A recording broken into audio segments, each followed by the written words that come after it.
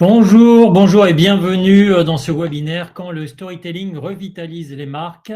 Vous êtes très nombreux à vous être inscrits, donc le sujet intéresse beaucoup. Je suis Mathieu Ozanam, le rédacteur en chef de Ours, et j'ai le plaisir d'accueillir Patrick Maison, cofondateur de l'agence Gardeners. Bonjour à tous. Bonjour Patrick. Alors, comme je vous disais, vous êtes nombreux à avoir répondu à l'invitation. On va échanger avec Patrick, mais vous aussi qui êtes derrière l'écran, vous êtes invité à participer. Vous avez pour cela le chat et voilà, promis, on n'attendra pas la fin pour prendre les questions à la fin et y répondre tout d'une traite. Vous pouvez interagir avec Patrick en le relançant par des commentaires et on va pouvoir répondre, Patrick surtout va pouvoir répondre aux questions au fur et à mesure, donc n'hésitez pas à le faire. Laurine, qui est à la régie, va assurer la transmission des questions. Voilà. Alors, vous vous rappelez peut-être de cette vieille publicité pour Ovomaltine qu'on va regarder tout de suite. Salut, j'ai 8 secondes pour vous dire que la barre Ovomaltine, c'est de la dynamique. Diététique de l'effort. Voilà, 8 secondes, elle était super efficace. La preuve, hein, on est beaucoup à encore s'en rappeler. Ouais, mais cette pub, elle date de 1983. Ça veut dire qu'à cette époque, il n'y avait que 3 chaînes de télévision. Et tenez-vous bien, il n'y avait que 2 chaînes qui diffusaient de la publicité. Donc, vous voyez qu'il n'y a pas besoin de vous faire un dessin. Aujourd'hui, avec la TNT, la télé connectée, les plateformes de streaming, sans oublier les sites, les réseaux sociaux, etc., etc., etc., en tout, nous serions exposés à plus de 15 000 stimuli commerciaux par jour. Alors, certains parlent de temps de cerveau disponible. Nous, on va plutôt parler d'économie de l'attention. Autrement dit, face à cette surabondance d'informations de tout ordre, quelle est notre capacité à recevoir cette information? Et puis, alors, pour être encore plus précis, quelle est notre capacité à la retenir, à être engagé avec le message qu'on a vu, lu ou entendu? Voilà. Alors, comment, avec cette surabondance d'informations, comment les marques peuvent réengager leur audience? C'est ce qu'on va voir tout de suite avec toi, Patrick. Ouais. On connaît la devise olympique, on entend de plus en plus parler des Jeux olympiques, là, plus vite, plus haut, plus fort. C'est un peu la méthode qu'ont appliqué beaucoup de marques qui choisissent de saturer l'espace publicitaire avec des messages courts et répétitifs. Tout à fait. En fait, les marques, avec l'avènement des réseaux sociaux, avec la multiplication des canaux possibles, la facilité aussi de production de contenu, et l'intelligence artificielle ne fait encore qu'accélérer aussi cette partie-là. Les marques ont tendance aujourd'hui à céder aux sirènes un peu de l'éphémère, du vide, de l'agitation, de l'urgence, et de répondre en fait en abreuvant de toutes parts avec du contenu et des messages. Cependant, on est dans une ère aussi très digitalisée. Le télétravail, suite au Covid, l'avènement du télétravail, fait qu'on est saturé aussi d'interactions, de messages courts, à faible valeur émotionnelle, qui n'engagent pas ou peu, encombrent plutôt l'espace. On est dans cette communication de l'immédiateté et les marques restent trop souvent tactiques, même si aujourd'hui, on a besoin de ce côté tactique pour créer du trafic, la vente, etc. Mais il y a un vrai besoin d'être distinctif. Et dans cette ère un petit peu de passivité et de consommation boulimique, on va dire, de l'information, nous, on pense qu'il y a une nécessité de redensifier la narration, l'émotion, le temps long, d'enrichir un petit peu les histoires, et puis d'aller vers des choses qui sont des contenus qui agitent, qui éveillent, qui questionnent, et qui, du coup, comme tu l'as dit tout à l'heure, engagent ou créent l'attention, qui permettent de véhiculer des messages plus complexes et d'imprégner plus fortement. Ouais, alors à l'inverse de plus vite, plus haut, plus fort, vous, la devise de Gardeners, ça pourrait être plutôt des contenus plus longs, plus enrichis et plus réfléchis. En fait, on prend le contre-pied du snack content pour aller vers un slow content, justement, avec un fort retour à l'émotionnel pour revitaliser justement les contenus des marques. L'idée pour nous, c'est assez simple finalement, c'est délaisser un petit peu les contenus de masse et créer du contenu à haute valeur ajoutée, qui soit généreux, qui soit authentique. Et seul le temps long, en fait, permet cette forme de transparence et d'authenticité. Et ça permet de donner toute la place finalement à la promesse de la marque, bien au-delà du produit, bien au-delà du service. Et la marque, du coup, n'est plus diluée. Après, ce qui est important aussi aujourd'hui, c'est que les audiences en fait, de ces marques attendent cette forme d'engagement, attendent cette authenticité, attendent du sens et que le temps long permettra de produire en tout cas des contenus assez immersifs et de créer l'attention grâce à l'émotion, grâce à des contextes, on en parlera tout à l'heure, des contextes d'écoute qui soient forts et basés sur une codification culturelle ou narrative que l'on connaît.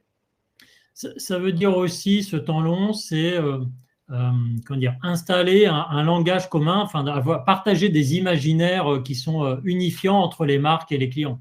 Très clairement, en fait, aujourd'hui, on est dans une époque où il y a quand même des déficits d'imaginaire collectif, ce qui fait qu'on fédère moins, on est plutôt morcelé, découpé, etc.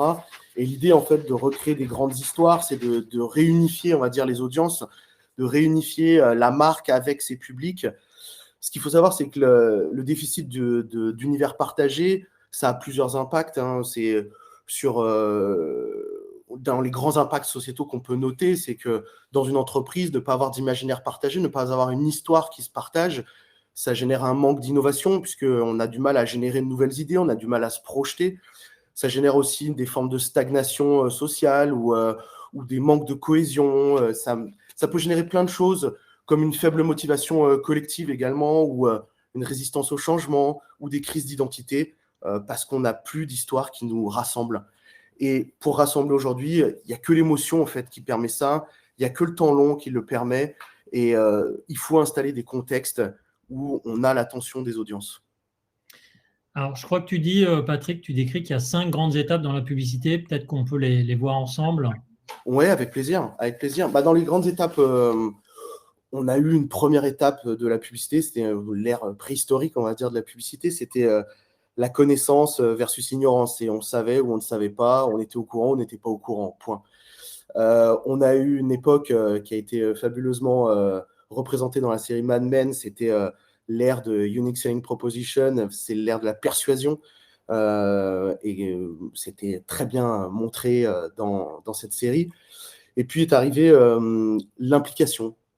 L'implication, c'est ce qu'on consomme dit quelque chose de nous, et c'est l'avènement du branding, c'est le There is no finish line de Nike, c'est je consomme parce que ça dit quelque chose de moi et de qui je suis. Et puis, une quatrième ère qui était l'ère de la disruption, c'est-à-dire les marques voulaient toutes être dans la disruption de leur marché. C'est Apple, c'est Free. On apporte un élément de disruption qui sert le message et la communication. Et aujourd'hui, dans le tsunami numérique que l'on vit, on est dans autre chose. C'est-à-dire qu'on est dans l'ère de la conversation, l'ère de l'engagement, et la nécessité pour engager et converser avec les audiences, c'est de créer l'attention. Et on est pour nous en train de passer d'un moment le ROI, ok, le business c'est important, mais il y a une notion de ROE et de ROA finalement pour attention et engagement qui va être essentielle. Et seule une narration engagée, audacieuse, va permettre aux marques d'émerger sur ces deux sujets-là. Ouais, c'est vrai que le principe du snack content, c'est que la vidéo, elle est très courte et on peut la revisionner plusieurs fois. Ouais. Donc, c'est le phénomène de répétition qui fait que le message, il s'imprime. Ouais. Sur le narratif long, il y aura peut-être moins de personnes qui vont regarder jusqu'au bout. En revanche, ceux qui vont aller jusqu'au bout vont être vraiment engagés et ils vont y adhérer davantage. Alors, effectivement, l'idée de la narration, c'est aussi d'utiliser vraiment tout ce que permet aujourd'hui les dispositifs et les canaux à notre disposition, c'est-à-dire d'aller dans le cross-canal et d'utiliser ça avec une vision à long terme, comme une série télé en fait. Vous avez une série, il y a un arc narratif principal qui vous mènera jusqu'à l'aboutissement, et c'est la promesse de la marque, la vision de la marque. Mais vous avez toute une série d'épisodes qui vont enrichir, mais que vous pouvez consommer parfois dans le désordre, mais qui vont tous ces épisodes vont mener, on va dire, à la narration principale et à l'arc narratif principal. C'est vraiment le principe des séries télé comme on les a connues depuis des années maintenant et des décennies même. Ouais, la transition, là, tu l'as faite par toi-même parce que je te propose qu'on garde le teaser de la campagne pour RTE qui a été lancée en septembre dernier. C'est bien ça. C'est ça, tout à fait. Je vais vous demander de ne pas chercher à mettre un terme à cet appel et de rester attentif au message qui va suivre. Notre temps est compté. Je m'appelle Paul Carnol. Je suis responsable de la direction de la cyberdéfense au ministère de l'Intérieur. Nous assurons la protection des systèmes informatiques du territoire français depuis plus de 30 ans. Et la menace n'a jamais été aussi grande. C'est pourquoi nous avons besoin de vous. À ce stade, tout ce que vous devez savoir, c'est que RTE est pris pour cible par un hacker du nom de Swan88. Nous parlons d'une menace à haut risque qui pourrait compromettre l'acheminement de l'électricité et, vous vous en doutez, générer un blackout. Swan88 traque les moindres failles dans le réseau interne, qui lui permettraient de lancer une attaque. Chaque collaborateur représente pour lui un potentiel point d'entrée. À l'heure où je vous parle, il est peut-être en train de prendre des renseignements sur vous ou sur l'un de vos collègues. Pour le démasquer et éviter le chaos, nous avons besoin d'un contact en interne, un membre du réseau capable d'agir avec discernement et efficacité. Et c'est pour cela que nous vous avons sélectionné. Vous recevrez les prochaines instructions dans les jours qui suivent. En attendant, restez attentifs à vos emails et ne quittez pas le pays. Je compte sur vous. Voilà, donc on voit l'influence un peu Bureau des légendes, cette série de Canal+ avec Mathieu Kassovitz. Est-ce que tu peux nous décrire dans quel contexte les salariés de RTE ont vu ce teaser? Alors, RTE est sous les feux de la rampe depuis l'hiver dernier, avec tous les problèmes d'alimentation et de continuité d'alimentation électrique sur le territoire français. C'est une structure qui est très exposée aux problématiques de cybersécurité. On les a embarqués du coup dans un dispositif narratif assez engagé et audacieux, justement pour interpeller, former et transmettre les bonnes pratiques aux 9000 collaborateurs d'RTE. Et pour cela, il fallait créer un contexte d'attention qui soit fort. Et quoi de mieux que de créer une histoire ultra immersive en utilisant toute la codification culturelle des séries télé, du thriller. Et dans le cadre de cette campagne, en fait, les collaborateurs d'RTE découvraient cette vidéo un peu par hasard, puisqu'ils étaient invités à scanner un QR code qui devait normalement les mener vers un questionnaire de l'automne, tout simplement. Et leur écran se brouillait et la vidéo de recrutement démarrait. Cette vidéo de recrutement emmenait par la suite vers une plateforme digitale où le storytelling autour de la cyberdéfense et des enjeux de cybersécurité d'RTE se déroulait à travers le briefing là qu'on voit en arrière-plan sur les images, un briefing qui permettait à tous les collaborateurs de comprendre quels étaient les enjeux. Ce qu'il faut savoir, c'est que la promesse d'RTE, c'est 99,99% de continuité d'alimentation électrique. Et nous, dans l'histoire, pour créer un engagement émotionnel très fort, on a décidé en fait de faire que notre hacker attaque cette promesse qui fait la fierté de tous les collaborateurs d'RTE. Ce qui s'est passé aussi, c'est que dans la deuxième partie, après le briefing, vous étiez embarqué dans une sorte d'application comme une messagerie cryptée, dans un jeu narratif dont les collaborateurs étaient le héros. L'idée étant, bien évidemment, de jouer sur tout ce qui fait le patrimoine génétique en fait, de l'humanité, c'est le fait qu'on se raconte des histoires depuis toujours, et ces histoires, elles nous permettent de comprendre où sont les risques, d'imprégner les éléments qui vont nous permettre de survivre dans ce monde. C'est ce qu'on se transmettait autour du feu, autour du totem. Ça nous permet d'appréhender la réalité, lui donner du corps, du sens. Et puis l'expérience narrative, finalement, qu'on fait vivre aux collaborateurs d'RTE, c'est pour qu'ils en parlent entre eux également, pour faire un imaginaire unifiant autour de tout ça. Ouais, je reprécise, hein, il y a ce teaser avec un premier briefing, et en fait, ça ne s'arrête pas là, ce n'est pas un super coup de com', ça continue, c'est-à-dire que tous les mois, il y a une nouvelle vidéo qui doit les mener jusqu'où? Eh ben, ça dure 6 mois, et en fait, c'est une mission par mois, et chaque mois, la mission et notre agent de la DGSI vient interpeller les collaborateurs pour les inviter à rentrer à nouveau dans la mission Protect the 99 et de participer, de défendre, on va dire, la promesse de continuité d'alimentation électrique d'RTE.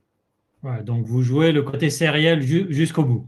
À fond, là on voit justement sur les images, après vous recevez un appel, vous rentrez dans la messagerie et c'est un jeu narratif. On a voulu un jeu narratif pour ne pas perdre en fait les collaborateurs et avoir une gamification qui soit facile et qui permette de renforcer l'histoire au maximum et d'impliquer au maximum tous les collaborateurs du groupe.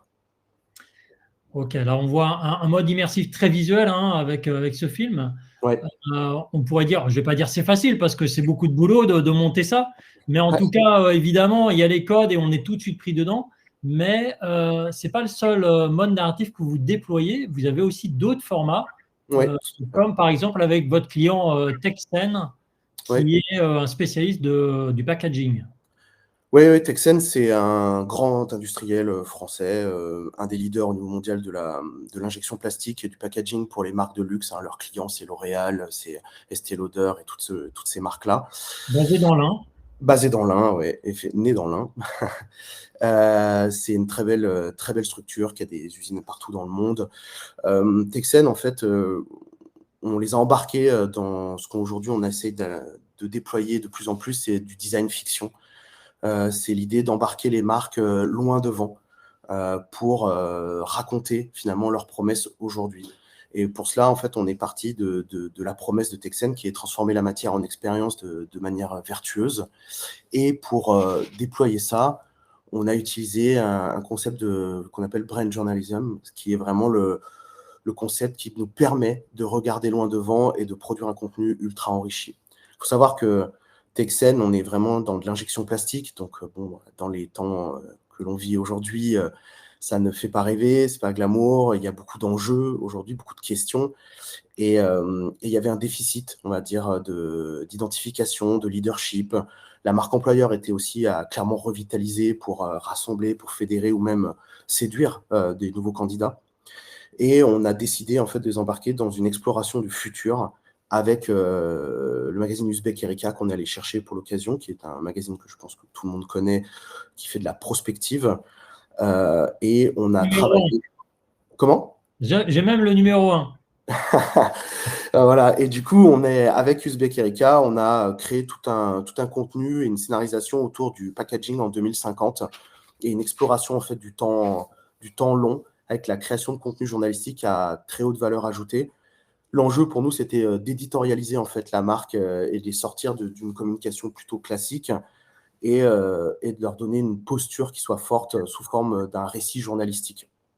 Et puis, cette posture, elle leur permet de parler de demain, de se projeter loin devant, et ça permet de valoriser déjà les petits pas qu'ils font aujourd'hui. Et c'est ça qui a été très fort. Ça a permis de leur déployer une posture de marque avec des choix éditoriaux qui soient très puissants. Il faut savoir que le packaging aujourd'hui, c'est pétri d'injonctions en fait, hein. On le veut pratique, mais sophistiqué, on le veut recyclé, mais 100% hygiénique, ce qui n'est pas possible. On le veut biosourcé, mais étanche. Enfin, il y avait plein d'injonctions qu'on a pu explorer très loin devant grâce à ce concept-là. Et ce que ça a fait, parce qu'on va parler un petit peu des résultats, c'est que ça aboutit à un ouvrage qui s'appelle Métamorphose du packaging, qui est un ouvrage print sous forme de temps long, c'est des articles très profonds, très enrichis, et un site que vous pouvez retrouver sur explore.texen.com où vous retrouvez tout ce contenu enrichi autour du packaging de 2050. Et ça a permis de redonner du sens, en fait, de recréer une parole qui unifiait aussi les équipes autour de ce concept-là et d'attirer aussi les talents. Cette opération de com, elle a abouti à un événement sur Paris de lancement de la campagne. Et pour la première fois, dans la même pièce, vous aviez toutes les marques concurrentes qui étaient rassemblées et qui se sont mises à parler en fait du futur du packaging, des enjeux en fait du packaging de demain et comment elles allaient pouvoir peut-être collaborer, réfléchir, se parler. Ça a permis aussi à l'industriel qui est Texen de s'élever au-dessus de son image d'industriel et de devenir plutôt, de réaffirmer un leadership aussi sur la question du packaging et du recyclage et de positionner aussi leur lab R&D en interne de manière très forte. Et puis enfin, le dernier point qui est non des moindres, c'est que ça a multiplié par 3 ou 4 les demandes, on va dire, de prise de parole autour du packaging, autour de la fabrication, dans de la presse spécialisée bien sûr, mais ça a multiplié, on va dire, l'attention autour de cet industriel-là. Ouais, c'est intéressant, là, tu touches un point, c'est celui de l'efficacité. Tu parlais de ROI, RE, ROA. Ouais. Bon, évidemment, on raconte des histoires, c'est super bien mené, mais évidemment, les marques, elles en attendent de retours. Qu'est-ce qu'on peut dire de ce point de vue-là, de l'engagement, par exemple ?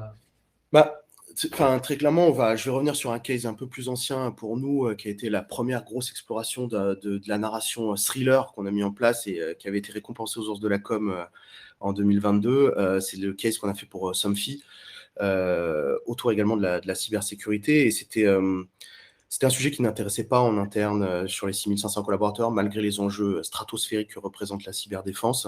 Juste, je rappelle, Somfy, c'est un industriel qui fait du store, du volet roulant. Leader mondial du store du volet roulant. Et ce qui s'est passé, c'est que quand on a lancé cette campagne en interne chez eux, c'était une campagne de podcast où un faux hacker racontait ses meilleurs hacks à une journaliste. C'était ultra immersif. Et cette campagne, on la voit là à l'écran, ne faites pas entrer le hacker. Elle a eu, sur les 6500 collaborateurs, dès le premier mois, il y a eu plus de 2500 écoutes complètes du podcast, ce qui représentait quand même plus de 40 minutes de contenu, ce qui est juste énorme dans l'époque que l'on vit, de pouvoir transmettre 40 minutes d'informations structurées à des collaborateurs. Et toute la puissance en fait, de la narration a joué son rôle en fait, dans ce moment-là. Ce qu'il faut savoir aussi, c'est que ce contenu ultra enrichi, il y a une forme de durabilité aussi dans ce genre de contenu. C'est qu'on est bientôt 3 ans, on est dans la 3e année après le lancement de cette campagne. Il y a eu une saison 2 qui est sortie cette année. Et en fait, tous les contenus podcasts se retrouvent aujourd'hui intégrés dans le LMS, l'outil d'onboarding et de formation de chez Somfy. Donc, il y a une forme de durabilité dans ce format de contenu qui n'est justement pas éphémère. Alors, je me tourne vers le chat. Je vois que il y a peu de questions, mais n'hésitez pas. Réactions, commentaires, demandes de précision. Voilà, tout est possible. On sait que c'est difficile de poser la première question, même dans un chat, mais n'hésitez pas. Eh ben, super. Merci à Théo. Comment convaincre les marques d'adopter un discours immersif, en particulier pour les entreprises industrielles? Et oui, qui peuvent bien souvent avoir une communication plus institutionnelle. C'est vrai que pour parler 1 minute de Ours, on va sortir d'ici une petite semaine notre dossier de la revue qui porte sur la communication d'industrie. Ce n'est pas forcément évident pour un industriel de sortir d'un discours un peu convenu. C'est clair, mais en fait, aujourd'hui, l'industrie, et on le voit, il y a des campagnes de communication autour avec l'industrie, vous l'avez certainement vu en télé ou en affichage, et je pense que l'industrie a un besoin, en fait, aujourd'hui, de pouvoir recruter des talents, d'attirer des talents, d'intéresser, et c'est pas en communiquant de manière classique qu'elles vont y arriver. Elles ont besoin de faire comprendre vers quoi elles tendent, quel va être le futur qu'elles proposent. Le futur, ça nous amène aujourd'hui à un cas sur lequel on démarre la collaboration. On est avec un énorme industriel dans le pharmaceutique et médical. Et la question a été plutôt de parler de l'industrie 4.0. Qu'est-ce que c'est, en fait? Et nous, aujourd'hui, on est dans un travail de design fiction avec eux en les projetant très loin devant, encore une fois, puisqu'on va travailler sur un artefact qui viendrait du futur. C'est le rapport d'activité 2054 de cet industriel. L'idée étant, en fait, de montrer vers quoi ils tendent et de montrer quelle lecture ils ont du monde de demain et de leur place sur le territoire en tant qu'industriel. C'est autant sur le produit industriel, sur la technologie, mais surtout sur la place de l'humain, sur la place de l'industrie au cœur de son territoire, etc., etc. Et je pense que l'audace, et l'exploration, ça sera la marque des grands. Et c'est ceux qui sortiront du lot demain et qui se distingueront en fait le mieux, parce qu'ils auront l'audace d'essayer d'éclairer loin devant et d'affirmer un leadership parce qu'ils l'explorent. Ils explorent les scénarios du futur. Ok, alors, il y a une question que j'ai envie de poser qui est un peu naturelle, c'est qu'on voit tous ces beaux projets et forcément on se dit, ben oui, mais ça, il faut être un grand groupe industriel avec des milliers de salariés pour pouvoir m'investir dans un projet de ce type-là.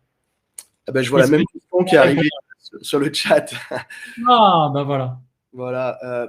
En fait, très clairement, oui, quand on est une petite structure, on peut. En fait, je pense qu'il faut profondément être connecté émotionnellement avec son sujet, avec sa promesse. Et c'est le cas, nous, d'une petite structure, une PME d'une quinzaine de personnes qu'on a accompagnées aussi et qui a accepté et qui a eu l'audace, on va dire, de d'embarquer dans un projet de storytelling bien différent. C'est un cabinet d'ingénierie bois. Ils font partie du top 5, mais dans l'ingénierie bois, à 15 personnes, on peut être dans le top 5 France. Et on a décidé d'embarquer dans une communication qui était fondamentalement différente de regarder ce qu'on a réalisé. Et on les embarquait plutôt dans ce qu'on a senti chez eux, c'était un profond amour pour le bois, pour le matériau, pour le défi architectural, pour toute l'histoire, on va dire, de la construction. Et on les embarquait justement dans le fait de raconter leur vision du bois au cœur du bâti de demain, et quels allaient être les enjeux et les grands défis en fait de demain dans la construction par rapport à tous les enjeux que l'on connaît aujourd'hui. Et ça a donné naissance à un ouvrage pareil qui s'appelle « Dessine-moi un tenon ». Tenon étant un 2 pièces de bois qui s'emboîtent. bois qui s'emboîte, exactement. Et cet ouvrage a été envoyé à tous leurs clients, leurs partenaires, et a suscité un vif intérêt, puisque pour une fois, on ne parlait pas de soi, mais plutôt de pourquoi on le fait. Et ça a été très fort pour eux en termes de communication. Ça reste une toute petite boîte, comme quoi c'est possible. Et je pense que c'est intimement lié à la conviction en fait, de ceux qui portent la promesse au quotidien, et puis à leur capacité à transmettre émotionnellement cette promesse. Est-ce que ce mode de narration va plutôt s'adresser à l'interne et ça va être plus difficile pour l'externe? Est-ce que je peux réfléchir ce mode sur plusieurs mois et engager le grand public en fin de compte? Clairement, ça marche autant en externe qu'en interne. Je pense que en externe, ça se pratique beaucoup. Les grandes marques ont cette démarche de storytelling. Je citerai quand même un cas qui est juste incroyable de ces derniers mois et années. C'est la Formule 1, la marque Formule 1, avec la série Drive to Survive qui a été sortie et qui leur a permis de renouveler massivement leur audience, de féminiser leur audience et de créer une espèce d'intérêt incroyable autour de la Formule 1. Moi, j'ai jamais eu autant d'amies féminines qui suivent la Formule 1 maintenant, depuis que cette série existe et a été diffusée sur Netflix. C'est un cas incroyable de storytelling et de narration pour la marque. Ouais, Delphine, vous avez raison, je vous ai devancé, on est connecté là, donc il y a quelque chose qui se passe. Mais je remonte le chat. D'abord, est-ce que Delphine, on a répondu entièrement à votre question? Si vous en avez une autre, n'hésitez pas. Sinon, je remonte le chat pour vous dire à Amy, à Céline, à Alix, à Gaël, n'hésitez pas à poser vos questions. Vous voyez, la conversation, l'échange est tout à fait libre. Alors, Karine, justement. Eh bien oui, c'est juste, quel est votre usage de l'IA dans la création de ces contenus narratifs? La question que tout le monde se pose en ce moment, c'est comment j'intègre l'IA? Ouais. En fait, aujourd'hui, l'IA, je pense que c'est plutôt un outil de travail. On s'en sert, nous, pour essayer ou convaincre, on va dire, les marques de nous suivre sur ces idées-là. C'est-à-dire, je prends le cas de RTE. Quand on est venu pitcher, en fait, cette idée, ils nous regardaient quand même avec des gros yeux. Et pour les aider, en fait, à se projeter, on a utilisé l'IA dans un premier temps pour matérialiser, on va dire, un concept d'affiche un peu cinématographique, un univers, etc. Mais on s'en sert plutôt comme pour le travail préliminaire, le mood board, etc. Et pour convaincre s'embarquer dans la scénarisation. Et je pense par contre, l'IA ne remplacera et ne peut pas remplacer la valeur émotionnelle qu'on doit apporter dans ce genre de narration. Sur un projet comme ça, combien de temps avant faut-il y réfléchir? Parce que faut écrire le scénario. Enfin voilà, j'imagine qu'il y a un temps de préparation qui est assez long pour imaginer tout le dispositif. Oui, effectivement. Après, ça dépend d'énormément de paramètres, mais généralement, RTE, c'était 6 mois de travail. Texen, ça a été aussi 4-5 mois d'exploration, de travail collaboratif entre l'agence, le client et l'équipe d'Uzbek Erika. Ça peut être plus court, hein. Typiquement, ce qu'on a fait pour Gustave, c'était beaucoup plus court. Tout dépend en fait du sujet et de l'enjeu et de l'audience que l'on vise. Je comprends aussi des questions qui ont émergé dans le chat, mais effectivement, c'est externe ou interne, peu importe. Et je pense aujourd'hui justement qu'en communication interne sur ces grands groupes, pour fédérer les équipes, il y a un véritable enjeu de déployer des narrations beaucoup plus engageantes parce que les messages ont du mal à passer ou à fédérer. Et je reprends l'exemple de Texen, mais Texen, c'était autant en communication interne que externe que ça a joué. C'est-à-dire que le dispositif qui a été proposé d'exploration du futur a un double impact interne-externe. Je vois la question d'Elsa. En parlant d'audace, est-ce en majorité les marques qui viennent vous voir ou est-ce que c'est vous qui proposez vos solutions, vos services? Alors, c'est plutôt nous. Je prends le cas de Somfy à l'origine. Quand on a été consulté par Somfy sur la problématique cybersécurité, la demande, c'était faites-nous un visuel pour afficher dans les salles de pause. Faites-nous une campagne, on va dire, de communication pour le mois de la cybersécurité. Mais on a dit, mais ça ne servira à rien. La problématique, c'est pas celle-là. De toute façon, la cybersécurité, ça n'intéresse personne et c'est bien le problème. Et du coup, on a fait ce pas de côté stratégique. Et on a osé aussi proposer ça. Et en face, on a eu en fait des gens qui ont été très réceptifs à l'idée, qui ont mis un temps certain à décider parce que c'était lourd quand même en termes d'investissement et en termes de déploiement. Et pour autant, aujourd'hui, je ne pense pas qu'ils regrettent un dispositif pareil. Et là, on voit vraiment que chaque projet est réfléchi pour votre client. Il n'y a pas un template, ça y est, vous avez le schéma et vous allez pouvoir reproduire avec quelques variantes et l'appliquer et le dupliquer, quoi. C'est vraiment on parlait de Formule 1, c'est un schéma, c'est un prototype, c'est adapté exactement au client. C'est du sur-mesure. Après, la mécanique de la narration et de l'histoire, il y a une forme de codification. Il faut des protagonistes, il faut un antagoniste, il faut des moments émotionnels, des pics, des moments où on est suspendu. Enfin, il y a une question de rythme après, et ça, c'est toute la codification de l'histoire que l'on peut déployer. Et on le retrouve dans les épisodes de podcast de Somfy, dans le jeu pour RTE ou même dans Métamorphose du packaging, où on a eu plusieurs temps forts, on va dire, dans la communication. On va dire que oui, après, c'est du sur-mesure, puisque de toute façon, chaque entreprise a sa promesse, a ses valeurs, a sa vision, et tout ça, on doit l'écrire sur mesure pour chacune des marques pour qui on travaille. Alors, en parlant de cybersécurité, je ne sais pas si tu as suivi, mais le gouvernement demande à ses ministres de ne plus utiliser les messageries privées type WhatsApp, Signal et Telegram. Ouais. Je rejoins la question d'Alix, même si la question d'Alix porte sur les limites entre la vie pro et perso et comment en fait les collaborateurs de RTE ont accepté d'entrer dans ce jeu.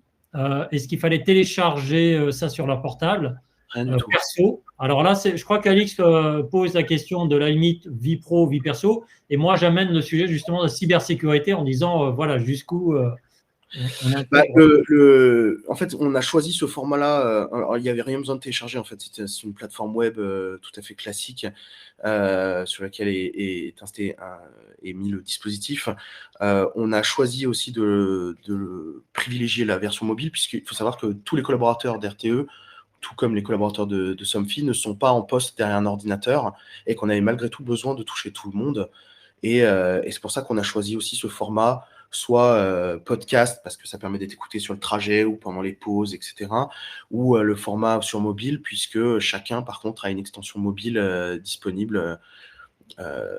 Voilà. Après, ce qui s'est passé pour la cybersécurité de tout ça, c'est qu'il fallait, vous ne pouvez pas consulter la campagne RTE depuis l'extérieur, c'est un peu une exclue aujourd'hui de pouvoir voir tout ça. Il faut avoir une adresse email RTE pour pouvoir participer et pénétrer, on va dire, l'expérience.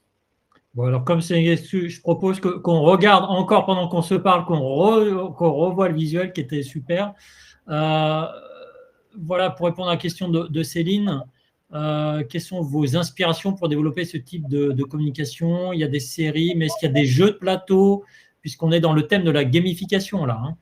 Oui, clairement, on est dans le thème de la gamification. Alors après, il y a beaucoup de jeux narratifs. Je vous invite, il y en a vraiment des tonnes et on en avait exploré quelques-uns qui sont disponibles en fait sous forme d'app dans les stores, dans les stores des différents iOS. C'est des jeux narratifs où vous êtes le héros. C'est comme le livre dont vous êtes le héros finalement. Je ne sais pas si vous vous rappelez quand on était plus jeune, je pense que ça se fait encore.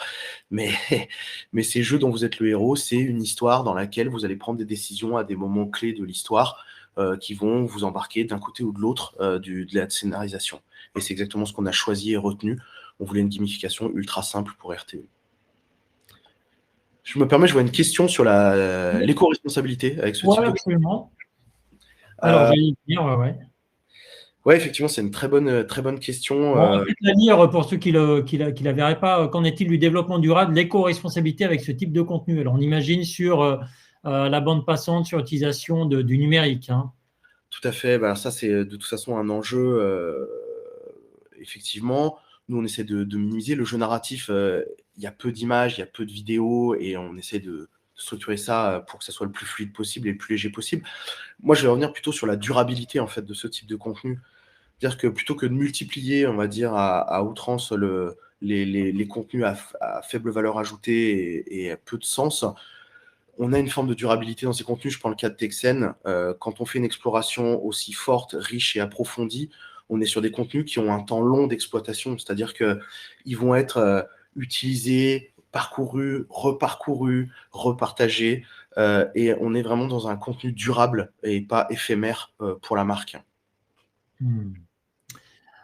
Alors, une autre question qu'on n'avait pas vue, que j'avais pas vu passer, de Fanny. En période d'inflation, comment on convainc les clients que ça vaut le coup de dépenser ses budgets?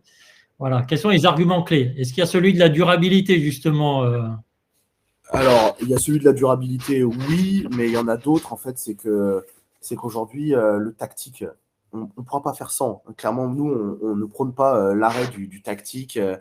Les marques ont besoin de ça. Malgré tout, les audiences aujourd'hui, elles attendent autre chose des marques. Elles attendent des marques qui s'engagent, elles attendent des marques qui ont un parti pris, qui ont quelque chose à partager, qui ont quelque chose à transmettre. Et tout ça, en fait, il va falloir que les marques y répondent avec des dispositifs qui soient beaucoup plus forts, beaucoup plus engagés. Ce qui est important, en fait, effectivement, il n'y a rien de facile là-dedans, convaincre les marques de mettre ces budgets-là. Bien évidemment, si j'avais la recette, ça serait super. Mais on essaie de convaincre, en tout cas, les marques de se projeter en fait, dans ce genre de dispositif par rapport à l'attention en fait, qu'elles vont pouvoir créer, par rapport à l'alignement qu'elles vont pouvoir développer entre leur communication et leur valeur de marque. Ça leur permet, en utilisant la narration, ça leur permet vraiment de déployer cette vision, déployer ces valeurs, déployer leur mission, on va dire, de manière beaucoup plus authentique, beaucoup plus transparente. Il y a aussi un autre élément qui est important et qui était important en fait dans le dispositif RTE, c'était aussi la mesure de l'efficacité. C'est-à-dire qu'on est capable aujourd'hui avec ce genre de dispositif de mesurer l'efficacité du volume d'écoute, du nombre de personnes qui ont été en contact avec le message. Ça permet, en gamifiant, de valider aussi les acquis en termes de messages. Et puis, il y a un dernier point que nous, on essaye aussi d'explorer, c'est aller encore plus loin que le storytelling. C'est finalement un peu le story living, c'est là où les audiences vont pouvoir participer activement à l'histoire de la marque. Et je pense que c'est ce qui est attendu, et d'ouvrir des places de débat, des places d'échange, ou de sentir qu'on peut participer ou être moteur dans une démarche d'exploration. Ça va avoir du sens demain pour les marques qui veulent imprégner et être distinctives. Alors, je vais me tourner à nouveau vers le chat et je vais vous dire que vous avez encore quelques minutes pour poser vos questions, si vous le souhaitez, à Patrick. Moi, j'en ai une dernière pour toi, Patrick. Il y a quelques jours, la semaine dernière, je crois, vous avez organisé à l'agence justement un événement sur ces modes narratifs. Ouais. Ça aussi, c'était intéressant. Qu'est-ce que tu en as retenu dans toutes les présentations qu'il y avait? Il y avait du podcast, il y avait Ouzbek Erika dont on parlait. Ouais, c'était un événement autour de la narration et des possibilités, on va dire, aujourd'hui que l'on déploie à l'agence ou avec les partenaires. On a eu la chance d'avoir l'équipe d'Ouzbek Erika qui nous a fait l'honneur de sa présence à Annecy. Ce que je retiens, moi, de tout ça, c'est que aujourd'hui, les petits pas du quotidien dans la démarche RSE, par exemple, ne seront jamais vus comme suffisants par les audiences et par les clients, les publics cibles en tout cas, et que justement cette capacité à recréer une vision forte qui regarde vers demain et vers un futur qui n'est pas un futur dystopique ou utopique, mais un futur qui est basé sur le progrès, l'amélioration, ça permet en fait aux marques d'émerger de manière très positive aux yeux, on va dire, des audiences. Et c'est ce que l'on porte, soit à travers le design fiction qu'on est en train de déployer pour ce très grand groupe industriel pharma mondial, et ce que défend Uzbek Erika aussi au quotidien dans leur démarche de prospective qu'ils mènent pour les marques, en l'occurrence. Eh bien, écoutez, si vous n'avez plus de questions, je vais voilà, me tourner vers toi, Patrick, pour te remercier pour cet échange, voilà, qui était très riche. Merci pour voilà, ces images qu'on a pu voir effectivement et qu'on n'aura plus l'occasion de voir à moins d'être salarié de l'une de ces entreprises. Malheureusement, on ne pourra pas les partager au-delà de ce webinaire. Voilà. Alors, il y a une dernière révélation qu'on va faire, c'est ton numéro de portable qui va s'afficher, voilà, parce que ceux qui voudraient te contacter vont pouvoir le faire évidemment par LinkedIn, ton mail ou ton numéro de portable. Avec plaisir. Voilà. Et écoutez, encore une fois, merci. Vous avez été nombreux. Vous êtes restés un très, très bon taux d'engagement. Je vois, on verra ça, on débriefera avec Patrick. Mais en tout cas, vous avez été engagé dans l'animation de ce webinaire en posant vos questions. Je vous en remercie pour ça. Merci à tous. Ça montre l'intérêt. Et puis, écoutez, il me reste à vous souhaiter une bonne journée. Vous allez retrouver, si vous êtes arrivé en cours de webinaire, vous allez retrouver ce webinaire en replay. Donc, vous pourrez revoir et redécortiquer toutes ces vidéos que vous avez vues. Merci, Patrick. Et puis, merci à toi, Mathieu. Bonne journée. Merci, bonne journée. Au revoir. Bonne journée à tous. Au revoir.